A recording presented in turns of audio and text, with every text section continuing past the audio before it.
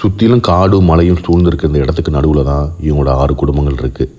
இந்த காட்டை தாண்டி வேறு போக்கிடமே இவங்களுக்கு கிடையாது. வருமானத்துக்கு காட்டுக்குள்ளே போய் அங்கே கிடைக்கிற கிழங்கையும் தேனையும் பறித்து அதை கீழே நகரத்துக்கு கொண்டு வந்து விற்று அதன் மூலமாக தன்னோட பொருளாதாரத்தை நிறைவேற்றிக்கிட்டு இருக்காங்க. இன்னும் சொல்ல போனோன்னா மழைக்காலங்களில் இங்கேருந்து திரும்பவும் இவங்களோட வீடுகளை சூழல் பார்த்திங்கன்னா தெரியும். அந்த வீட்டுகளுக்குள்ளே தண்ணி உழுதுகிட்டே இருக்கும். அதனால் திரும்பவும் காட்டுக்குள்ளே நிறையா நடந்து ஏதாவது குகைக்குள்ளே தான் போய் தஞ்சை அடைஞ்சிக்கிறாங்க.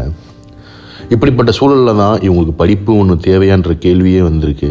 அதையும் தென்னரசு மூலமாக சாத்தியப்படுத்தும் பொழுது அந்த குழந்தைங்க பள்ளிக்கூடங்களுக்கு போகிறாங்க. ஆனால் திரும்ப வீட்டு பாடங்களை படிக்கிறதுக்கு கரண்ட் வசதி இல்லாதனால திரும்ப மறுநாள் பள்ளிக்கூடங்களில் பிரச்சனையை ஃபேஸ் பண்ணுறாங்க.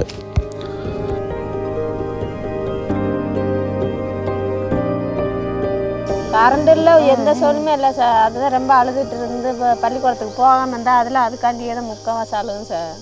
நான் போகாம இருக்க எழுதலை, நான் எப்படி பள்ளிக்கூடத்துக்கு போவேன்? டீச்சர் அடி வாங்கல, நீ போய் அடி வாங்குவையா? நான் போக மாட்டேன். போ ஒரு நாளைக்கு போமா நானும் நீ போமா இருக்க எழுத முடியல ராத்திரி, நான் எப்படி பள்ளிக்கூடத்துக்கு போவேன்? டீச்சர் எழுதிட்டு வரலன்னு சொல்லி அடிப்பாங்க. ரைட் இல்லை, கரண்ட் இல்லை, எழுத முடியலங்க மிஸ்ன்னு சொல்லு. நீ சொல்லுவையா? அப்படி அங்கே போய் டீச்சர் முட்டிக்கால் போட வச்சுருவாங்க அப்படின்னு சொல்லிட்டு போவாங்க. காடும் மலையும் சுற்றி இருக்கிற இந்த இடத்துல தான் இந்த 6 குடும்பங்கள் இருக்கு. மதுரையில் கல்லுப்பட்டின்னு ஒரு கிராமம், அங்கேருந்து ஒரு 10 கிலோமீட்டர் போயிட்டு 1 கிலோமீட்டர் பாதையே இல்லாத இடத்துல தான் இவங்களோட வீடு அமைஞ்சிருக்கு. இந்த 6 குடும்பங்களில் 5 பெண் குழந்தைங்க இருக்காங்க. 5 பேருமே ஸ்கூலுக்கு போகிறாங்க. அண்ட் இவங்களை இவ்வளோ கஷ்டப்பட்டு ஸ்கூலுக்கு கூட்டிகிட்டு போகிறது தென்னரசு அப்படின்ற ஒரு ஆட்டோ டிரைவர் தான்.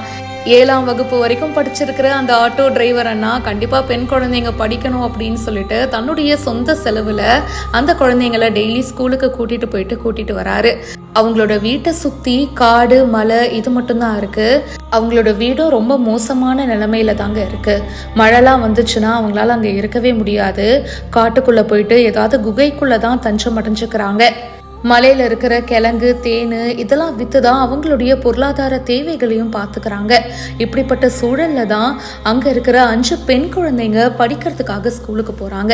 ஆனால் ஸ்கூலுக்கு போயிட்டு மறுபடியும் வீட்டுக்கு வரும்போது வீட்டில் கரண்ட்லாம் இருக்காது இல்லையா, அதனால் அவங்களால படிக்க முடியாத சூழல் ஏற்படுது. அதனால் ஸ்கூல்லையும் அந்த பெண் குழந்தைங்க நிறைய பிரச்சனைகளையும் ஃபேஸ் பண்ணுறாங்க. வீட்டு பாடங்கள் எழுத முடியாமல், பரீட்சைக்கு படிக்க முடியாமல் ரொம்பவே சிரமப்படுறாங்க. சோலார் லைட் வைக்கிறதுக்கு மக்கள் உதவணும் அப்படின்றது அவங்களுடைய கோரிக்கையாகவும் இருக்கு. புகாரி ஜங்ஷன் அப்படின்றவங்க தான் இந்த வீடியோவை ஷேர் பண்ணியிருக்காங்க. இதை பற்றின உங்களுடைய கருத்துக்களை மறக்காம பதிவு பண்ணுங்க. மேலும் பல இன்ட்ரெஸ்டிங்கான விஷயங்களுக்கு பிஹைண்ட் ரூட்ஸை இப்போவே ஃபாலோ பண்ணுங்க. ஆட்டோக்காரர் தென்னரசு கல்லுப்பட்டி கிராமத்தில் இருந்து ஒரு 10 கிலோமீட்டர் தூரத்தில் இருக்கிற ஒரு மலை கிராமத்தில் இருக்கிற பழங்குடி பெண்களோட படிப்புக்காக தன்னோட சொந்த ஆட்டோவில் கட்டணமே வாங்காமல் டெய்லி கூட்டி போயிட்டு வந்துட்டு இருக்கிறாரு. இந்த அண்ணன் உதவி இல்லைன்னா எங்கள் பிள்ளைய படிக்க வச்சுருந்தேன் சார்.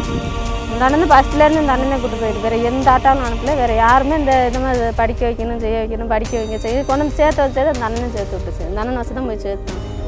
பள்ளிக்கூடம் சேர்க்கும் போதுமே ஃபஸ்ட்டாக பள்ளிக்கூடம் சேர்க்கறதுக்கு வந்ததே இந்த அண்ணனை கூட இருந்தது சார்.